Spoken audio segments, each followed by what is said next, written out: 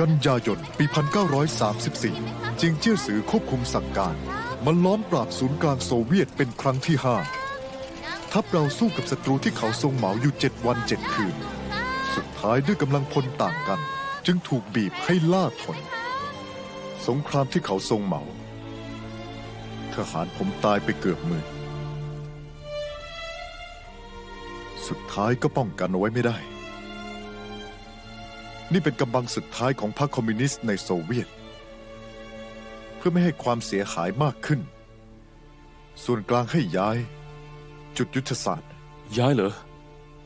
ย้ายไปไหนครับ ยังไม่แน่ใจ แต่อาศัยเส้นสายระหว่างเรากับเฉินจี้ถัง การโยกย้ายคราวนี้ อาจจะใช้เส้นทางกวางตุ้ง ที่ผมมาเพื่อเจรจาเป็นเพื่อนหัวหน้า ถ้าไปแบบนี้แล้วธนาคารเหมืองทางสเตนทรัพย์สินที่สั่งสมมาจะโยนให้ศัตรูฟรีๆเหรอ ที่ย้ายเพื่อรักษาเชื้อไฟ ธนาคารเหมืองแร่สำคัญหมดนั่นแหละ แต่มันสำคัญกว่าชีวิตเราสหายอย่างนั้นเหรอส่วนกลางถึงให้สหายที่อยู่กวางโจวรีบอพยพ หัวหน้าเลย รอหน่อยได้ไหมครับ พวกคุณถูกเปิดโปงแล้ว จะเสี่ยงอีกต่อไปไม่ได้ ผมทราบครับ แต่ดูสิ นี่เป็นค่าทางสเตนล็อตนี้ ถ้าจะย้ายจริงๆ จะต้องการปืน กระสุน ดินปืน กับเวชภัณฑ์มากมาย ผมอยากเปลี่ยนเงินนี่เป็นสิ่งของกลับไป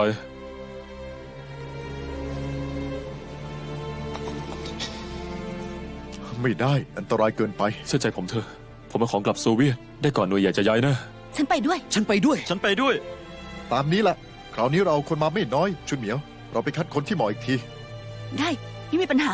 หัวหน้าเลย ให้เป็นหน้าที่เราเถอะ วางใจเถอะหัวหน้าเลยเราจัดการเอง ท่านเหยียน นี่ค่าทางสเตนล็อตนั้น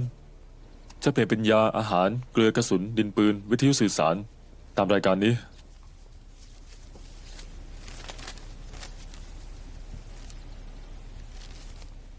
ของน่ะไม่มีปัญหา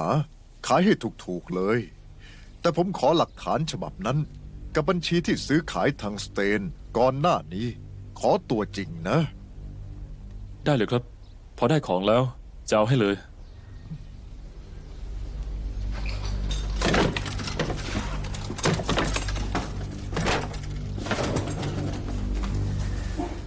นี่เป็นของที่ใช้ในการปราบปรามทางเหนือ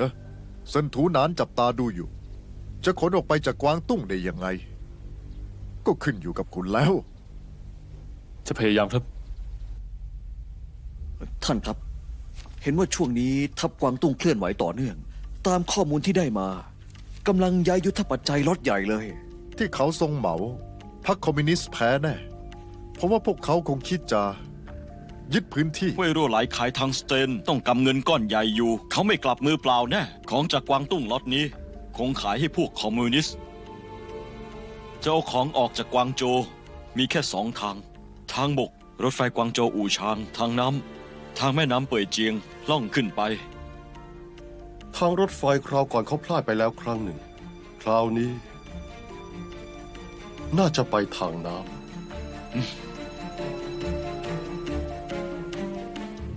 เมืองกวางโจว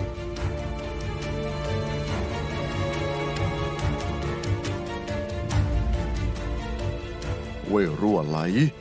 จะไปทางน้ำหรือทางรถไฟนะ ยังไม่แน่ชัด ท่านเหยียน งั้นผมจะส่งคนไปสืบดู ส่งคนไป ดูคนของหลินเฉียวทรงก็พอ ท่านเหยียนปราดเปรื่อง หลินเฉียวทรงอยากเป็นตาอิน เราเป็นตาอยู่ก็พอ จับตาดู ของล็อตนี้มูลค่า200,000 เหรียญเงิน จะส่งคืนเจ้าของ หรือเป็นของขวัญออกไป ก็อยู่ที่นายแล้ว วางใจเถอะ มีผมอยู่ ของคอมมิวนิสต์ต้องเสร็จผมแน่ คราวก่อนเว่ยรั่วไหลทำให้ต้องลำบาก โชคดีหลินเฉียวทรงไม่มีหลักฐาน ท่านเหยียน มีผอบอเฉินหนุนหลังอยู่ ใครจะกล้าแต่ต้องท่าน ของล็อตนี้สำคัญก็จริง แต่ที่สำคัญกว่า คือสิ่งที่อยู่ในมือเว่ยรั่วไหล ต้องเอามาให้ได้ มาทางนี้ทางนี้ ช่วยกันทางนี้นะ มา ขนไปเลย ระวังหน่อยนะ เข้าไป ไปเลยออกไปเลย เอาเข้ารถคันนั้น ทางนี้เอาไปเลย นี่พี่ชาย2-3 หีบนี่เล็กๆ เอาไปคนละหีบอะได้ไหมรบกวนหน่อย อ๋อ ไม่เป็นไร ไม่เป็นไร มา เอาแล้วไหม เร็วหน่อยเร็ว ออกแรงหน่อยสิ ไป เอาเร็วเข้า ไปเร็ว เอาขนไปทาง ไป นี้ เลย ทางนี้ หัวหน้า ว่าไง เรียบร้อยแล้วครับ ซันโฟนาไมด์มอร์ฟีน ทับกวางตุ้งอู้ฟู่ทีเดียว ยานี่ทหารแนวหน้าของเรายังไม่ได้ใช้เลย กลับไปทำงาน อย่าให้โดนจับได้ ครับหัวหน้า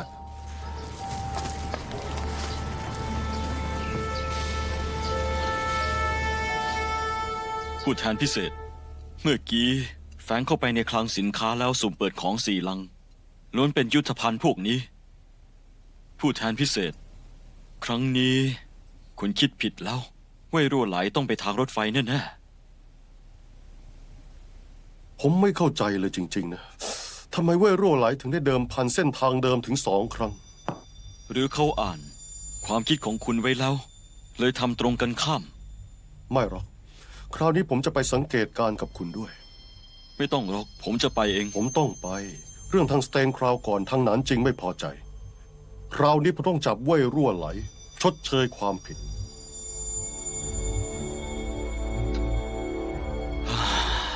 ผู้แทนพิเศษ ของล็อตนี้เป็นของที่พวกคอมมิวนิสต์จะส่งไปโซเวียตเป็นครั้งสุดท้าย พวกเขาคงคุ้มกันสุดตัวในตู้โดยสาร เป็นตายยากจะเดา แล้วไง มันอันตรายมาก คิดว่าผมกลัวหรือไง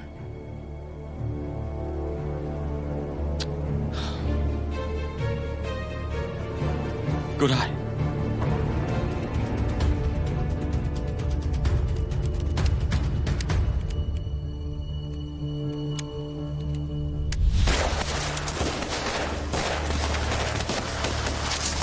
เดี๋ยวจือ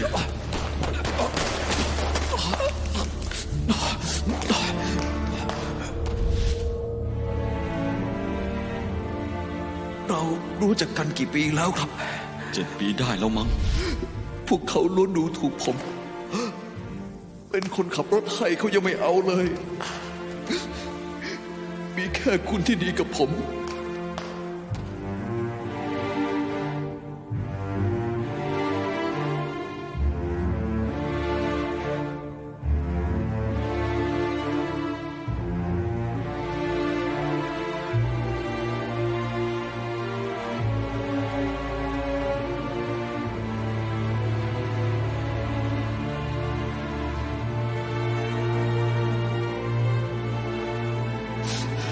เผากระดาษให้ผม ส่งเงินให้แม่ผมด้วย จะทำอะไรเปียวจือ มาสิ ฉันจะสู้กับพวกแก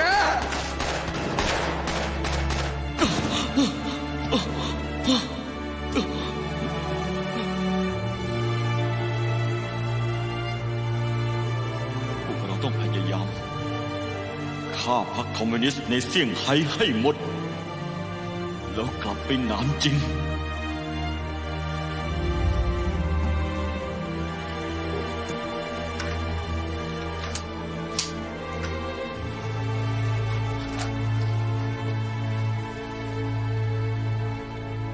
จะออกไปอีกเหรอ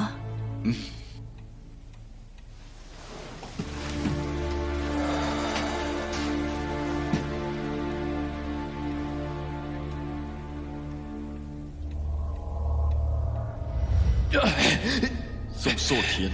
เมื่อเจวียนคิดถึงนายอยู่ทุกวัน เธอเอาแต่ฝันถึงแต่นาย เธอบอกว่า นายเป็นญาติคนเดียวของเธอ นายจะเอายังไง ไม่อยากเจอเธอเลย สมองเลอะเลือนแล้วหรือยังไงหวนเปียวทำบ้าอะไรเนี่ย พี่ใหญ่ พี่ใหญ่ตอนนี้ไม่ใช่เวลามาใจดี เขาต้องตาย เขารู้แผนของเราแล้ว พี่เคยไปดีเถอะ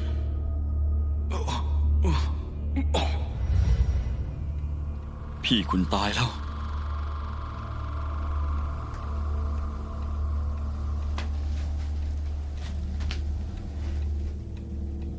ผมฆ่าเอง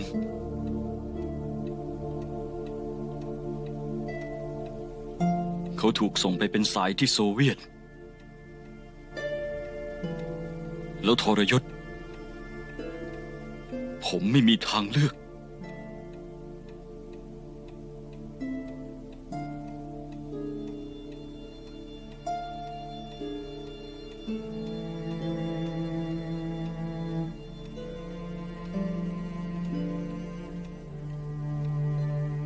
คุณเคยรับปากฉัน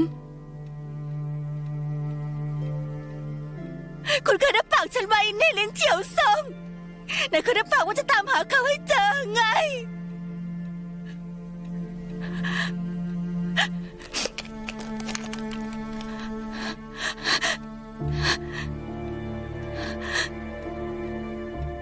ทำไมไม่หลบล่ะ ที่ใต้เตียงมีห้องลับ ข้างในมีเงินที่เก็บไว้ ภารกิจคราวนี้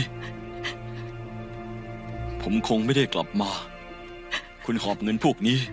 ไปฮ่องกง อยู่กับคนดีๆ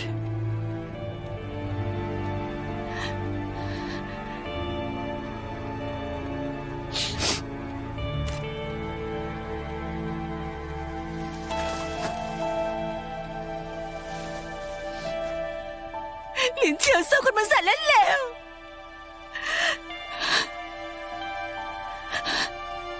ถ้าชาติหน้ามีวาสนาได้พบกันอีก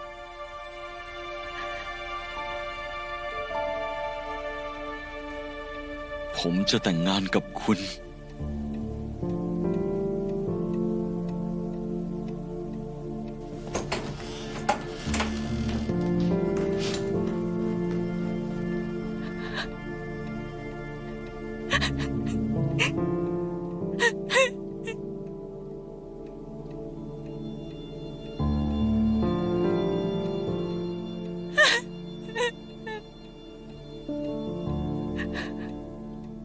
พักพวกหมาป่าไปพันหลีให้ได้กินเนื้อ ที่พวกนายหลังเลือดในสนามรบทำไปเพื่ออะไร มีรถไฟ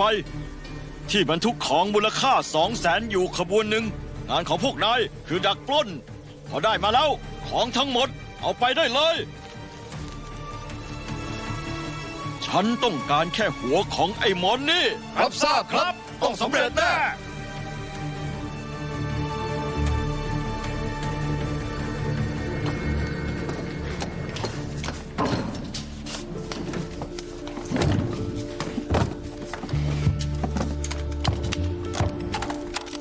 สหายพอเราขึ้นรถไฟคงยากที่จะเลี่ยงกับปะทะกับเซินทูหนานเดาว่าครั้งนี้เหยียนโย่หมินจะร่วมวงด้วย ฮะ เขาอยู่ฝั่งเราไม่ใช่เหรอ ก่อนหน้านี้เราต่างก็ได้ประโยชน์ แต่ว่าครั้งนี้ ทัพโซเวียตย้ายฐาน หมดประโยชน์กับทัพกวางตุ้งแล้ว บวกกับที่เราใช้พวกเขาเป็นเกราะตอนขนของคราวก่อน ครั้งนี้ต้องเอาคืนเรานะเคลื่อนไหวคราวนี้ ต้องมีการหลั่งเลือดและพลีชีพนะ ลุย เริ่มได้ สถานีหวงซาน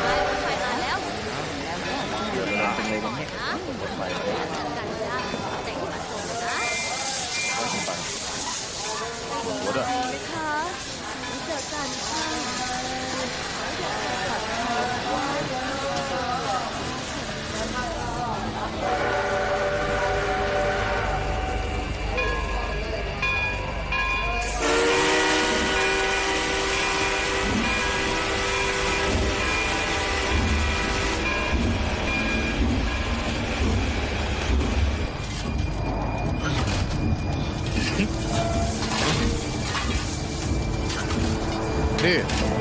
นายเป็นใครเนี่ยหัวจือล่ะ ถ้าเขาตายนะครับ เลยกลับไปงานศพ ผมมาแทน2 วันน่ะ ดูจากสารรูปเคยทำแน่ เคยครับ เคยทำอยู่ที่อู่ฮั่นมา2 ปีนะครับ อ๋อ หัวหน้าฝากตัวด้วย โอเค โอเค ตั้งใจทำงาน ครั ล่ะ บ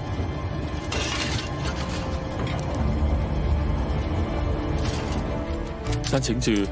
เคยเป็นคนงานรถไฟที่อู่ฮั่นคราวนี้รับผิดชอบหม้อไอ้น้ำที่หัวรถจักร ได้ให้เป็นหน้าที่ฉัน หัวหน้าคง ครับ ไปกับชุนเหมียวกับหน่วยพิเศษ คุ้มกันตู้สินค้าให้ดี ครับ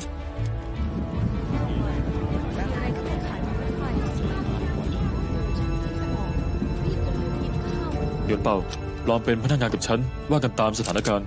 ได้เลย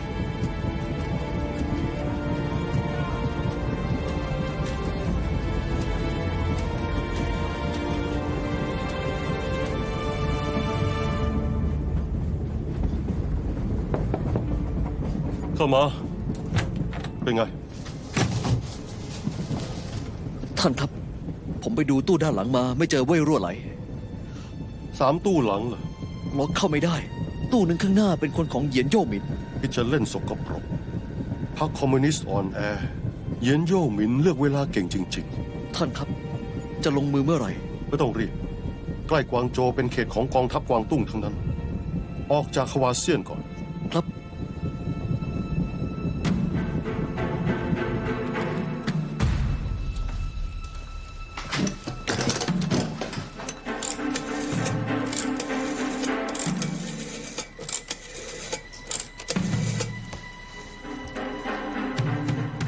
หัวหน้าลี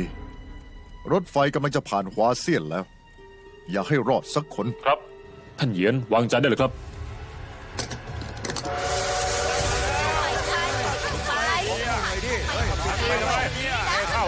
กันทำไมเนี่ยลบเลยสิเข้าไปหน่อยเข้ามาเลยไปไม่ขึ้นไม่เข้าไป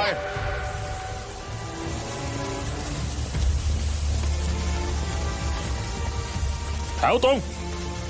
ชิดขวา หน้าตรง ทุกคนเตรียมพร้อม ปฏิบัติการ ครับขวาหันหน้าเดิน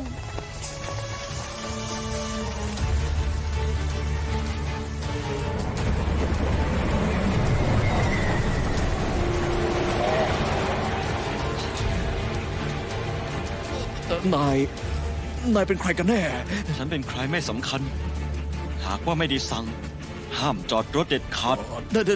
ได้ ไป อ๋อ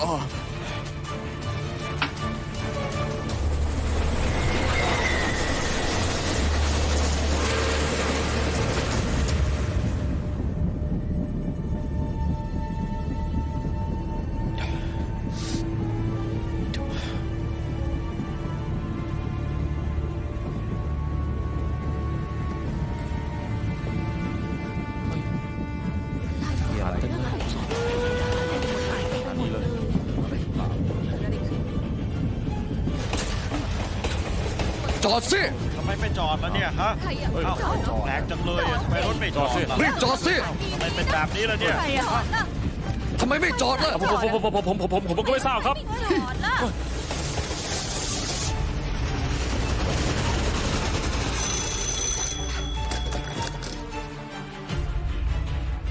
ว่ายังไงนะ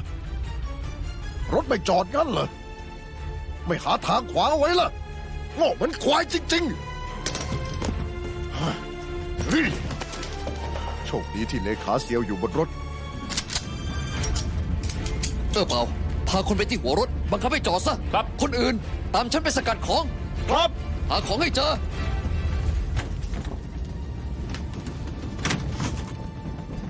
ไม่จอดที่หัวเซียน ไม่จอดก็ดีแล้วบนรถมีทั้งทัพกวางตุ้ง ทั้งเว่ยรั่วไหล ถ้าพวกเขาปะทะกันขึ้นมา จะได้ฉวยโอกาสตอนพวกเขาพลาด เร็วเข้า หาตัวให้เจอ ครับ ถ้างานนี้ไม่สำเร็จความก้าวหน้าของเราสองคน ได้จบตรงนี้แน่ ไม่หรอกนะ ถึงเราจะไม่ลงมือ เหยียนโย่หมินก็ไม่ปล่อยให้รถขบวนนี้ ออกไปได้แน่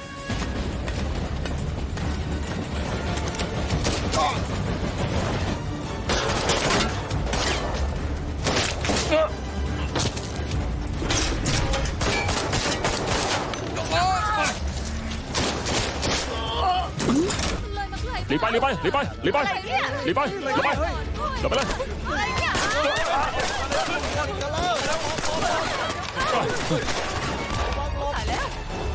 สู้กันแล้ว รอดูไปเถอะ คุณไม่เหนื่อยบ้างเลย ตั้งแต่ขึ้นรถมา คุณก็เอาแต่ยื้อเวลาให้เว่ยรั่วไหล จะทำอะไรอ่ะ ส่วนถูนานที่คุณทำหลังกลับจากเขตคอมมิวนิสต์เห็นว่าผมโง่งั้นเหรอ ตั้งแต่โบราณ ครอบครัวขุนนางตงฉินไม่ค่อยก่อกบฏทำไมคุณกับเซินจิ้นเจินต้องทรยศพรรคด้วยทำไมฮะ พูดมาสิผมรู้คุณทะนงตน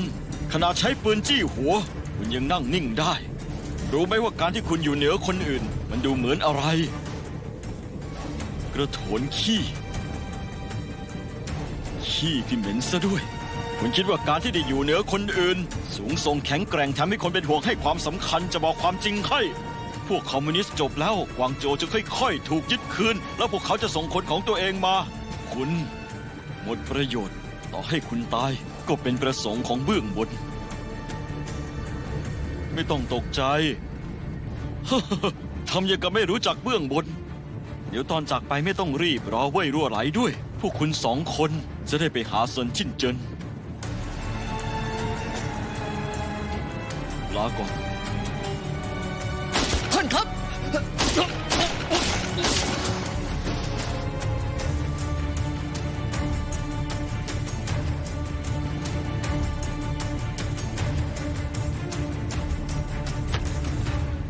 ผู้แทนพิเศษเข้ากับคอมมิวนิสต์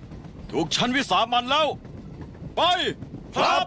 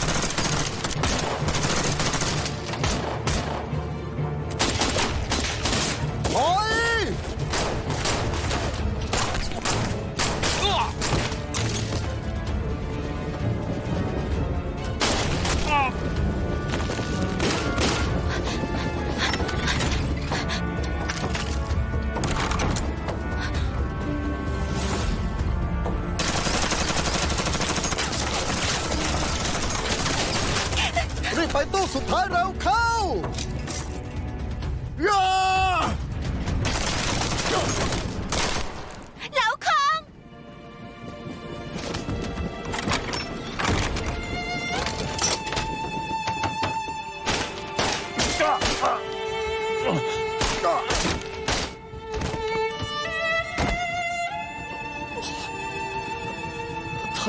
ท่านครับโอ้ท่านครับ ท่านครับ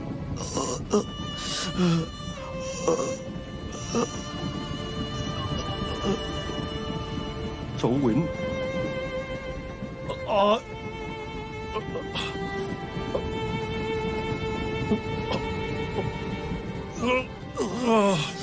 โฉวหวิน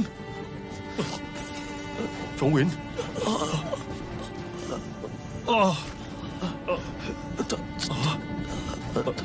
ท่านค โฉ รับ วหวิน อันที่จริงผมรู้มาตลอด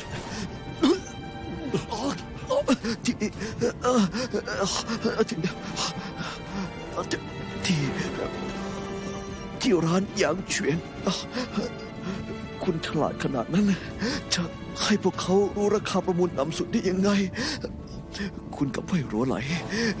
เตรียมกันมาเหรอทำไมครับ ก่อนหน้านี้ฉันเห็นความเป็นอยู่อีกแบบของคนที่รุ่ยเจือและเห็นความเป็นไปได้อีกแบบของประเทศชาติ ฉันสับสนอยู่นาน สุดท้ายก็ตัดสินใจ ขอโทษ ขอโทษครับ ขอโทษ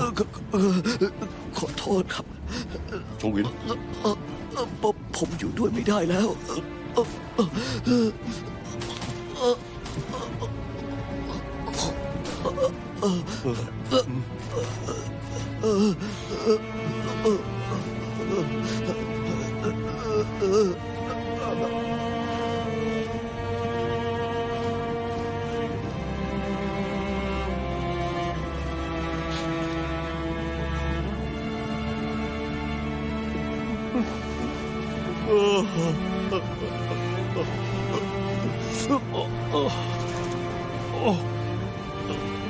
นี่เป็นเสื้อกันกระสุน เป็นเทคโนโลยีใหม่ล่าสุดเลยนะ ฉันให้เพื่อนฉันส่งมาให้จากอเมริกา เหมาะมากเลย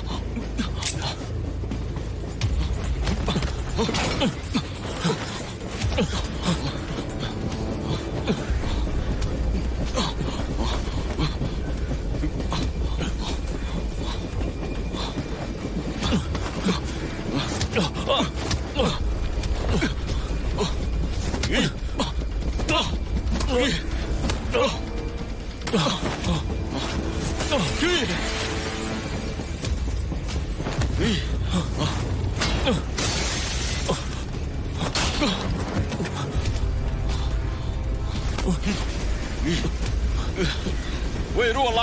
แกนี่มันดวงแข็งจริงๆข้าไม่ตายสักทีเอานี่ขอบคุณแกนานจริงสั่งมาแล้วให้ข้าสันทูหนานฉันไม่มีทางเลือกได้แต่พึ่งแกพรรคชาตินิยมต้องมาตายเพื่อพวกคอมมิวนิสต์แกกับสันทูหนานไปแล้วอย่าลืมทักทายสันจินเจินล่ะ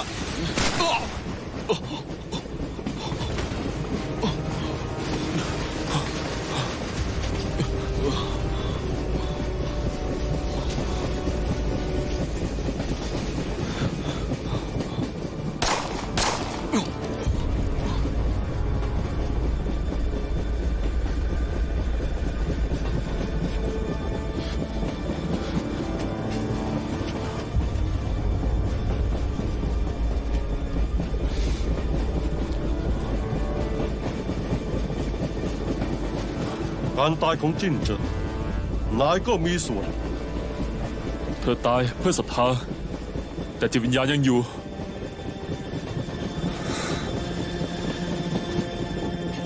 ท่านครับ ผมรู้ว่าเพราะท่าน ไม่งั้นผมคงทำไม่สำเร็จ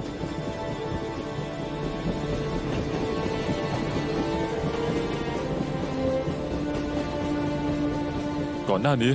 เธอให้หนังสือว่าด้วยทุนกับผม มันช่วยผมไว้ และผมก็หวังจริงๆว่า จะช่วยท่านได้ ฉันเคยคิดว่าความคิดของจิ้นเจิ้นไร้เดียงสาและสุดโต่งแต่หลังจากผ่านอะไรมามาก ฉันว่าคนที่ไร้เดียงสาและสุดโต่งก็คือตัวฉันเอง สหายจินเจินเคยพูดว่า คุณจะเข้าร่วมด้วยนะ เป็นผู้ร่วมอุดมการณ์ อย่าขยับ เอาไปลง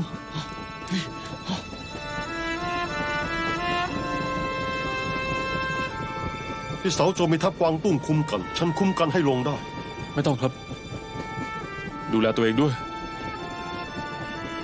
หวังว่าสักวัน จะได้รบเคียงบ่าเคียงไหลท่าน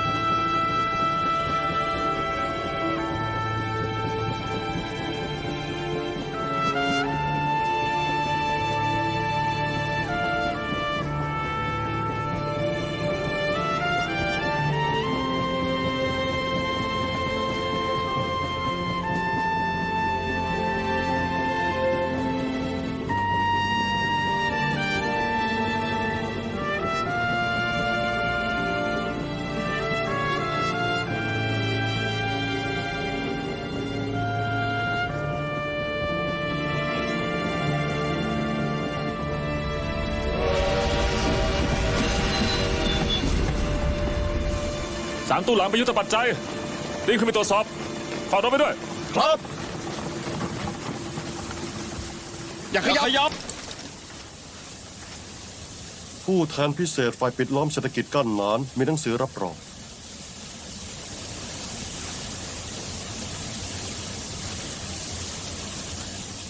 ครับท่าน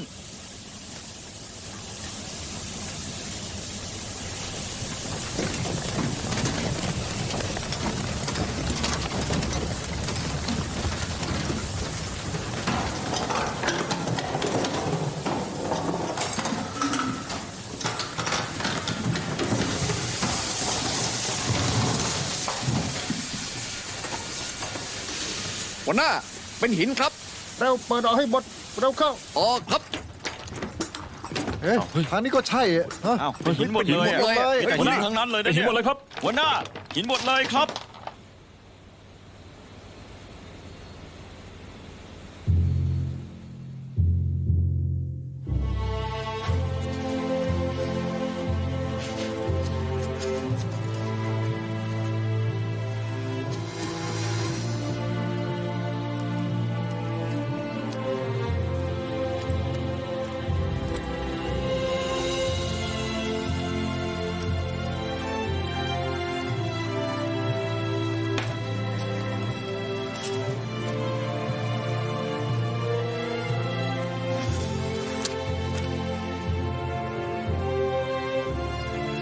รั่วไหล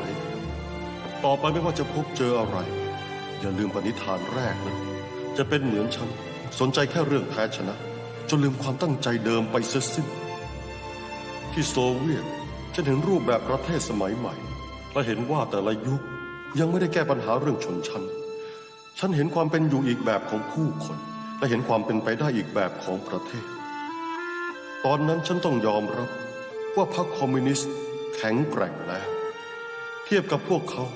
เรื่องที่พรรคชาตินิยมทำเพื่อประชาชนและชาวเมือง ช่างน้อยนิดเสียเหลือเกินฉันสับสนอยู่นาน สุดท้ายก็ตัดสินใจ ฮัลโหลครับ อ๋อ ได้ครับ ได้อ๋อ เดี๋ยวแป๊บนะครับ อ๋อครับ สวัสดีครับ ว่าไงครับ ช่วยลงประกาศนี้ให้หน่อย ขอบคุณครับ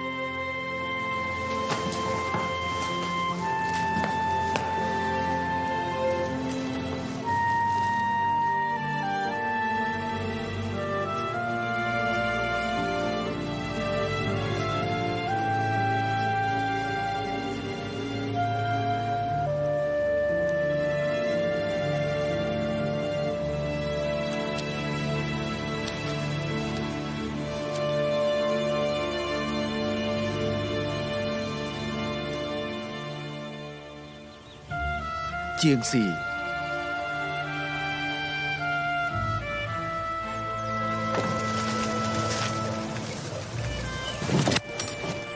มา ช่วยหน่อย เฮ้ย ระวังหน่อยนะ เอารับหน่อย เบาๆ รับหน่อย นะ เบา ยกมา เร็ว ๆระวังหน่อย สหายชุนเหมียวลำบากแล้วไรขนาดนี้เหนื่อยแย่เลย ต้องทำอยู่แล้ว สุดท้ายก็เอามาได้ ให้ทุกคนทำงานเถ ได้ อะ มา รบกวนแล้วนะ ไปคนไป ช่วยกัน ช่วยกัน ยกไป ระวังหน่อยสหาย มาเอาไป ช่วยกันนะอ้าว หนัก อันนี้หนักหน่อยนะเนี่ย ศัตรูหลานจับตาอยู่ เราเลยทำได้แค่สับขาหลอก เหมือนจะไปทางรถไฟ แต่ที่จริง ไปทางแม่น้ จะทำให้คิดว่าไปทางรถไฟยังไงล่ะ ำย้ายโกดังลินเชลซองกับเหยียนโย่หมินส่งคนมาสืบนะ ทีนี้เธอสั่งย้ายของขนลังสินค้ากับเวชภัณฑ์เอามาให้เขาเห็นเลย แล้วจะรู้ได้ยังไงว่าใครคือสายล่ะ พวกแบกหามข้อมือจะใหญ่ เส้นเลือดปูด แบกหามทั้งปี หลังก็เลยจะค่อมนิดหน่อย แล้วก็น่องจะค่อนข้างโป่ง นอกจากคนที่ว่ามานี้ ก็เป็นสาย ผู้คนจะคล้อยตามสิ่งที่เจอ ยิ่งพวกขี้ระแวงอย่างลินเชียวซง เพราะงั้นเราจะต้องพุ่งเป้า ทั้งหมดไปที่รถไฟ ถ้าหากเผยพิรุษเรือที่แม่น้ำจะถูกสกัดแน่เพราะงั้นไม่ว่าจะต้องเสียสละแค่ไหน ก็ต้องเล่นฉากนี้ให้สมบูรณ์ รีบไปที่ตู้สุดท้ายแล้วเข้าย่า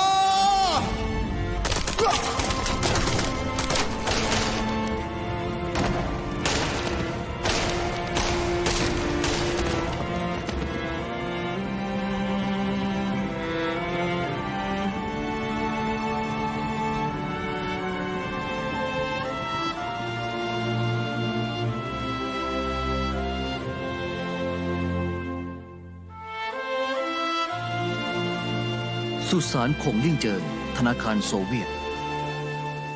สุสานหยวนเป่าหัวหน้าแผนกทหารโซเวียต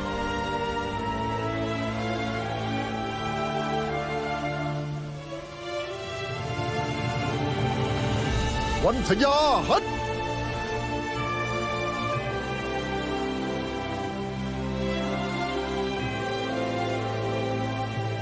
มือลง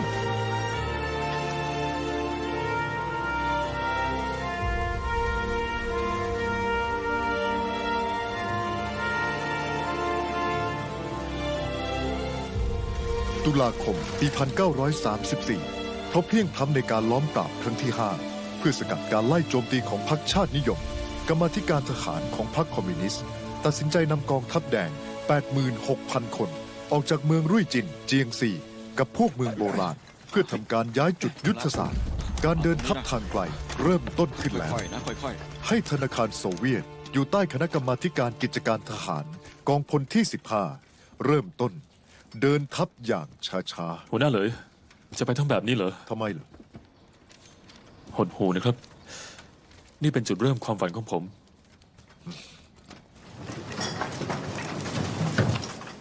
สหาย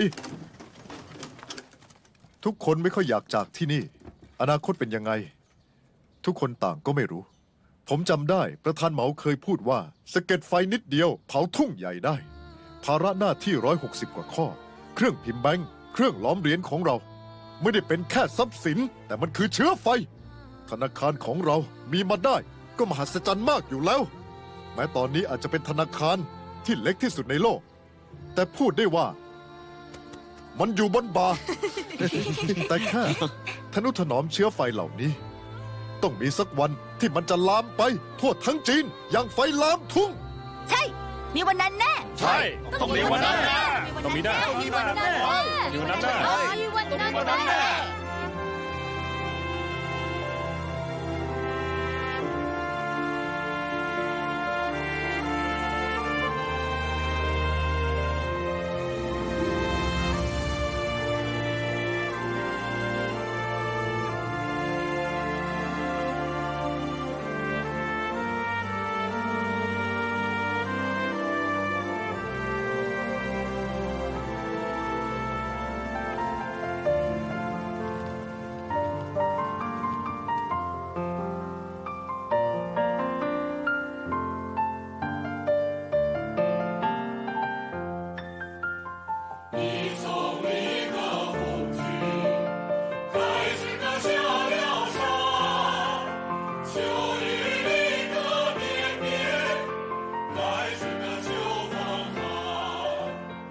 ครั้งแรกที่จากบ้านเกิด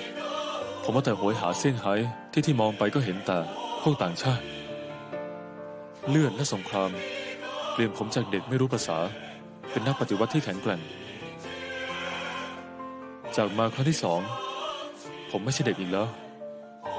แต่ความเลือดร้อนยังคงอยู่ ผมเชื่อมั่น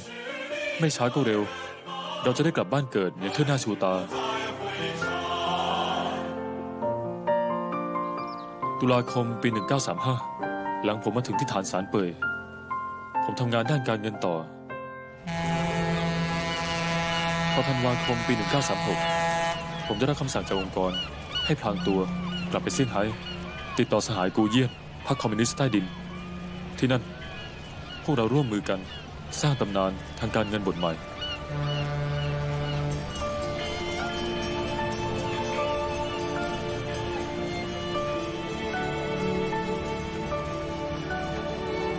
หนังสือพิมพ์ หนังสือพิมพ์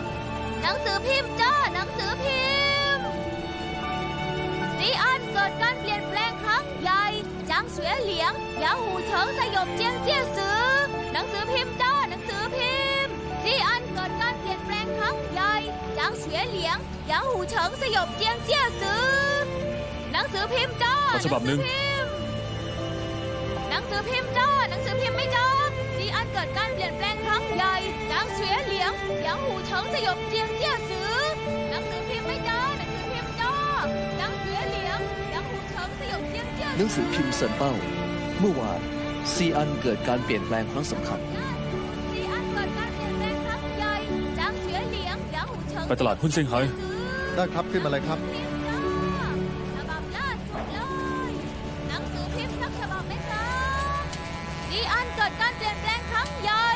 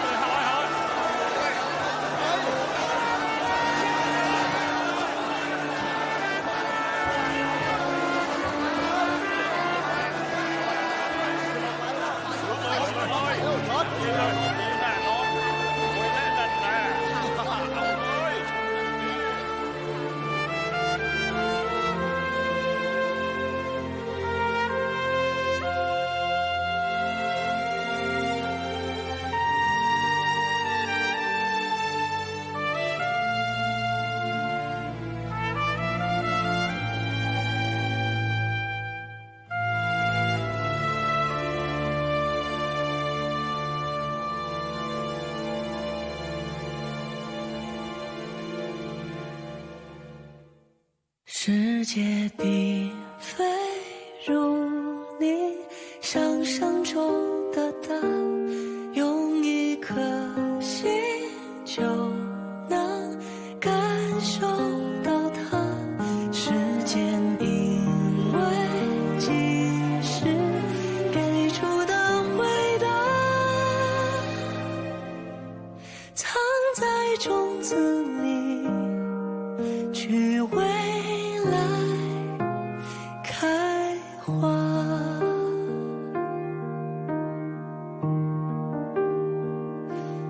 不要留我一个人面对整个世界的风沙，我也需要哪怕只是一句温暖的话。铺天盖地黑暗中有风雪交加，我知道不怕，因为聚沙成塔。不要有我一个人点燃半个世纪的火花，我也想要哪怕只是一幅小小的画。微暗渺茫阑珊处藏中驶过它，我知道出发是为了有个回之家。世界并非如你想象中复杂，闭上眼看着光，你要相信它，星辰不再白日荒废的繁华，深潜在海底，在夜里挥洒。